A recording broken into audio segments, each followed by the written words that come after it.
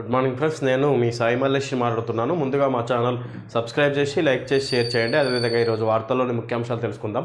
వెలుగు దినపత్రిక. కప్పు కొట్టినాం. టీ20 వరల్డ్ కప్ విన్నర్గా ఇండియా. ఫైనల్లో సౌత్ ఆఫ్రికాపై ఉత్కంఠ విజయం. టీమిండియా కళ నిజమైంది. 13 ఏళ్ల నిరీక్షణకు తెరపడింది. అసాధారణ పోరాటానికి ఫలితం దక్కింది. రోహిత్ శర్మ కెప్టెన్సీలోని మన జట్టు మరోసారి క్రికెట్ ప్రపంచాన్ని గెలిచింది. వెస్టిండీస్ గడ్డపై తిరుగులేని ఆటతో టీ20 వరల్డ్ కప్లో రెండోసారి విజేతగా నిలిచింది. విశ్వ వేదికపై మన మూవెన్నెల జెండా రెపరెపలాడించింది. తన చివరి ఇంటర్నేషనల్ టీ20 మ్యాచ్లో కింగ్ విరాట్ కోహ్లీ 76 పరుగులు బ్యాట్తో మెరిపించగా, బౌలింగ్లో హార్దిక్ పాండ్యా 3/20, జన్ప్రీత్ బుమ్రా 2/18, హర్షదీప్ సింగ్ 2/20 మురిపించగా, శనివారం జరిగిన టైటిల్ ఫైనల్లో సౌత్ ఆఫ్రికాపై 7 పరుగుల తేడాతో ఉత్కంఠ విజయం సాధించింది. తొలుత ఇండియా 20 ఓవర్లలో 176/7 స్కోర్ చేయగా, చేజింగ్లో సౌత్ ఆఫ్రికా 169/8 స్కోర్ మాత్రమే చేసి ఓడిపోయింది. విరాట్ కోహ్లీకి player of the match, Jasprit బుమ్రాకు ప్లేయర్ ఆఫ్ ద టోర్నీ అవార్డులు లభించాయి. ఇండియాకు వరల్డ్ కప్ అందించిన కెప్టెన్గా రోహిత్ శర్మ, దిగ్గజాలు కపిల్ దేవ్, మహేంద్ర సింగ్ ధోని సరసన నిలిచాడు. టీ20 ఫార్మాట్కు కోహ్లీ రిటైర్మెంట్. ఇక్కడ కప్పు కొట్టినామని టీ20 వరల్డ్ కప్ నిన్న జరిగిన ఫైనల్లో మన ఇండియా విజయం సాధించింది సౌత్ ఆఫ్రికా పైన. 7 పరుగుల విజయంతో ఇక్కడ అత్యంత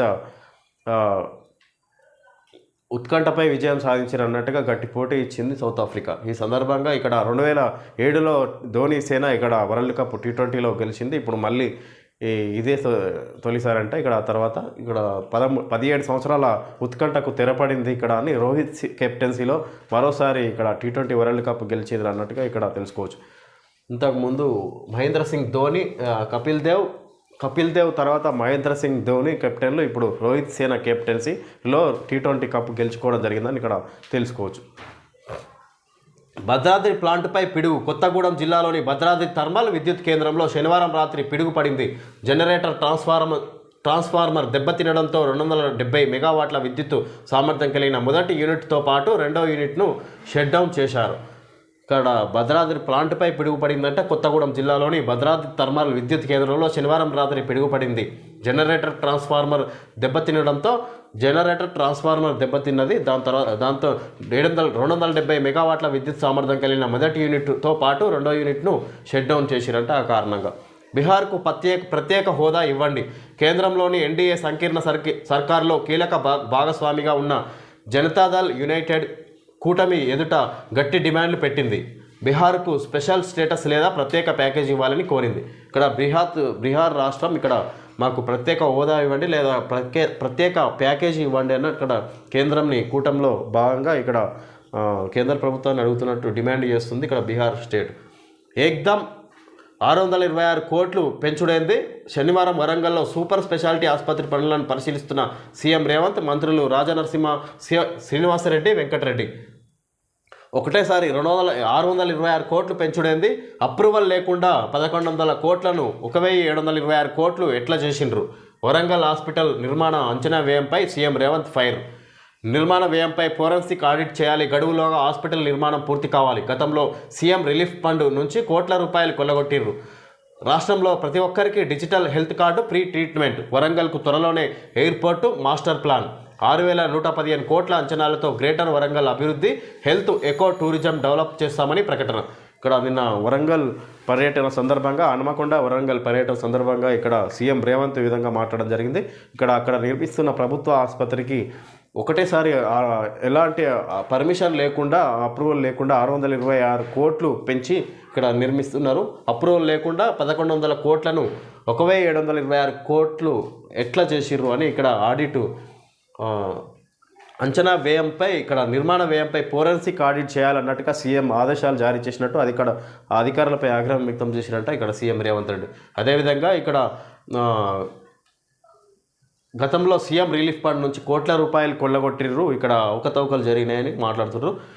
ప్రతి రాష్ట్రంలో ప్రతి ఒక్క వ్యక్తికి ఇక్కడ ఫ్రీగా ఉచిత వైద్యం చేయించే దిశగా ఈయన డిజిటల్ హెల్త్ కార్డులు, ఫ్రీ ట్రీట్మెంట్ చేయిస్తారంట ప్రతి ఒక్కరికి. ఇక్కడ సీఎం రేవంత్ రెడ్డి మాట్లాడుతున్నారు. త్వరలో వరంగల్కు ఎయిర్పోర్టు, మాస్టర్ ఎయిర్పోర్ట్ నిర్మిస్తారంట, మాస్టర్ ప్లాన్ చేస్తున్నారు. 6,115 కోట్ల అంచనాలతో గ్రేటర్ వరంగల్ అభివృద్ధి చేస్తామని ఇక్కడ ఎకో టూరిజం డెవలప్మెంట్ ఏర్పాటు చేస్తారంట ఇక్కడ ప్రకటించారు సీఎం రేవంత్ రెడ్డి సందర్భంగా. వరంగల్ సెంట్రల్ జైలు ఆవరణలోని 24 అంతస్తుల సూపర్ స్పెషాలిటీ హాస్పిటల్ నిర్మాణ వ్యయం నోటి మాటగా ఏక్దమ్గా 626 కోట్లు ఎట్లా పెరిగిందని అధికారులను సీఎం రేవంత్ రెడ్డి ప్రశ్నించారు. ఎలాంటి అప్రూవల్ లేకుండా 1,100 కోట్ల అంచనా వ్యయాన్ని ఇష్టారీతిన 1,726 కోట్లకు ఎందుకు పెంచారని అడిగారు. రూల్స్కు విరుద్ధంగా నిర్మాణ ఖర్చు పెంచినందున మొత్తం నిర్మాణ వ్యయంపై ఫోరెన్సిక్ ఆడిట్ నిర్వహించాలని ఆయన ఆదేశించారు. ఎల్ఎండ్టీ కాంట్రాక్ట్ సంస్థతో గడువులోగా యుద్ధ ప్రాతిపదికన హాస్పిటల్ పనులను పూర్తయ్యేలా చూడాలని తేల్చి చెప్పారు. సీఎం రేవంత్ రెడ్డి శనివారం గ్రేటర్ వరంగల్ పరిధిలోని వరంగల్ హన్మకొండ జిల్లాలో పర్యటించారు. వన మహోత్సవంలో భాగంగా కాకతీయ మెగా టెక్స్టైల్ పార్కులో ఆయన మొక్కలు నాటారు. టెక్స్టైల్ పార్క్ అభివృద్ధి, భూ బాధితులకు పరిహారం అందించే చర్యలను వేగవంతం చేయాలని ఆఫీసర్లను ఆదేశించారు. ఆపై వరంగల్ సిటీలోని 24 అంతస్తుల సూపర్ స్పెషాలిటీ హాస్పిటల్ నిర్మాణ పనులను పరిశీలించారు. అనంతరం గ్రేటర్ వరంగల్ అభివృద్ధిపై హన్మకొండ కలెక్టరేట్లో మంత్రులు పొంగిలేటి శ్రీనివాసరెడ్డి, కొండా సురేఖ సీతక్క, దామోదర రాజనరసింహ, కోమటిరెడ్డి వెంకటరెడ్డితో కలిసి అధికారులతో సుదీర్ఘంగా రివ్యూ చేపట్టారు. ఇక్కడ నిన్న వరంగల్ హన్మకొండ పర్యటన సందర్భంగా సీఎం రేవంత్ రెడ్డి ఇక్కడ వివిధ అభివృద్ధి పనులను పరిశీలించి అక్కడ సంబంధించిన అధికారులకు ఆదేశాలు జారీ చేయడం జరిగింది. ఇక్కడ వరంగల్ అభివృద్ధి మీద ఇక్కడ సీఎం కేసీఆర్ దృష్టి పెట్టినట్టుగా ఇక్కడ తెలుసుకోవచ్చు. వరంగల్ అభివృద్ధికి మొత్తంగా ఇక్కడ 615 కోట్ల అంచనాలతో గ్రేటర్ వరంగల్ అభివృద్ధి చేస్తామని అక్కడ జరుగుతున్న ప్రభుత్వ ఆసుపత్రి నిర్మాణ వ్యయంపై ఆడిట్ నిర్వహిస్తారంట. ఇక్కడ వివిధ అధికారులు అక్కడ కలెక్టరేట్ ఆఫీసులను సందర్శించి అక్కడ వివిధ చర్చలు జరిపినట్టుగా ఇక్కడ మనం తెలుసుకోవచ్చు. డిఎస్ ఇక లేరు. హైదరాబాద్లోని ఆసుపత్రిలో ట్రీట్మెంట్ పొందుతూ గుండెపోటుతో తుది శ్వాస. నేడు నిజామాబాద్లో అధికారిక లాంఛనాలతో అంత్యక్రియలు. హాజరు కానున్న సీఎం రేవంత్. ఉమ్మడి ఏపీలో 2 సార్లు పీసీసీ చీఫ్ మంత్రిగా సేవలు. కాంగ్రెస్ను అధికారంలోకి తేవడంలో కీలక పాత్ర. వైఎస్ డిఎస్ది హీట్ కాంబినేషన్గా గుర్తింపు. సీనియర్ రాజకీయ నాయకుడు డి శ్రీనివాస్ 75 కెలేరు. కొంతకాలంగా అనారోగ్యంతో బాధపడుతున్న ఆయన హైదరాబాద్లోని ఓ ఆసుపత్రిలో ట్రీట్మెంట్ పొందుతూ శనివారం తెల్లవారుజామున గుండెపోటుతో కన్నుమూశారు. పార్లమెంట్ సమావేశాల కోసం ఢిల్లీలో ఉన్న డిఎస్ చిన్న కొడుకు ఎంపీ ధర్మపురి అరవింద్ విషయం తెలిసిన వెంటనే హైదరాబాద్కు చేరుకున్నారు. అలాగే నిజామాబాద్లో ఉన్న డిఎస్ పెద్ద కొడుకు మాజీ మేయర్ ధర్మపురి సంజయ్ కూడా హైదరాబాద్కు చేరుకున్నారు. డిఎస్ భౌతికకాయాన్ని ఆసుపత్రి నుంచి బంజారాహిల్స్ ఎమ్మెల్యే కాలనీలోని ఆయన నివాసానికి తరలించి ప్రజల సందర్శనార్థం మధ్యాహ్నం 3 గంటల వరకు అక్కడ ఉంచారు. అనంతరం నిజామాబాద్కు తరలించారు. ఆదివారం నిజామాబాద్లో అధికారిక లాంఛనాలతో డిఎస్ అంత్యక్రియలు నిర్వహించనున్నారు. అంత్యక్రియల్లో సీఎం రేవంత్ రెడ్డి పాల్గొననున్నారు. ఇక్కడ కాంగ్రెస్ పార్టీ డి శ్రీనివాస్ ధర్మపురి శ్రీనివాస్ కాంగ్రెస్ మాజీ పిసిసి అధ్యక్షుడు, సీనియర్ నాయకుడు ఇక్కడ గుండెపోటుతో మరణించడం జరిగింది. ఇక కాంగ్రెస్ ఒకప్పుడు రాజశేఖర రెడ్డితో కాంగ్రెస్ అధికారంలోకి రావడం ముఖ్య పాత్ర వహించారు. వివిధ ముఖ్య పదవులు కూడా మంత్రిగా కూడా కొనసాగారు ఇక్కడ అని తెలుసుకోవచ్చు. మాజీ ఎంపీ రమేష్ రాథోడ్ కన్నుమూత. గుండెపోటుతో ఆదిలాబాద్ ఆసుపత్రిలో అడ్మిట్.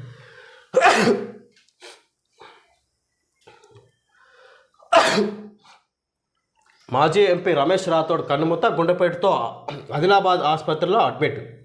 పరిస్థితి విషమించడంతో హైదరాబాద్కు తరలిస్తుండగా తుది శ్వాస.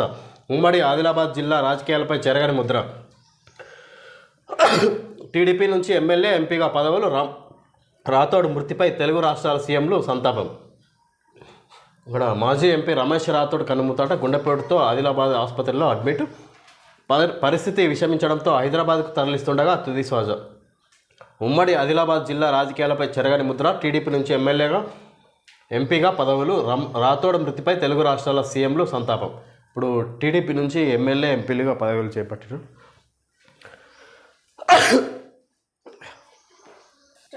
జిహెచ్ఎంసీలోకి cantonment area. Secunderabad cantonment board పరిధిలోని సివిల్ ఏరియాలను జిహెచ్ఎంసీలో విలీనం చేసేందుకు కేంద్రం ఆమోదం తెలిపింది. ఇందుకు సంబంధించిన మార్గదర్శకాలపై స్పష్టమైన ఉత్తర్వులు జారీ చేసింది.